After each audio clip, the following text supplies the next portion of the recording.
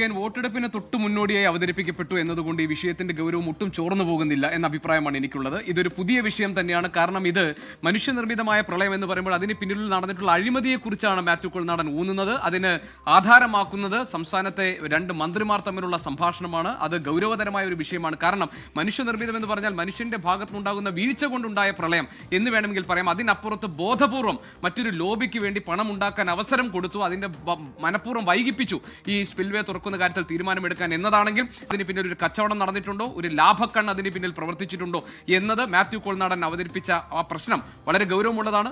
വിശദമായ പരിശോധന ആവശ്യമുള്ളതാണ്. ഈ എക്സാലോജിക്കുമായി ബന്ധപ്പെട്ട കേസ് ഉണ്ടായിരുന്നല്ലോ മുൻപ്, അതും മാത്യു കുഴൽനാടനായിരുന്നു ആ കേസുമായി ബന്ധപ്പെട്ട് മുന്നോട്ട് കണക്ഷനുണ്ട്. എക്സാലോജിക്കുമായി ബന്ധപ്പെട്ട കേസിലും ഇതേ CMRL തോട്ടപ്പള്ളി സ്പിൽവേയുമായി ബന്ധപ്പെട്ട ആരോപണം മാത്യു കുഴൽനാടൻ ഉന്നയിക്കുന്നുണ്ട്. അതായത് ഇതേ കരിമണൽ ഖനനവുമായി ബന്ധപ്പെട്ട ആരോപണം CMRL കേസിൽ ഉന്നയിക്കുന്നുണ്ടായിരുന്നു. ഈ വാദങ്ങളും അന്ന് കോടതി തള്ളി.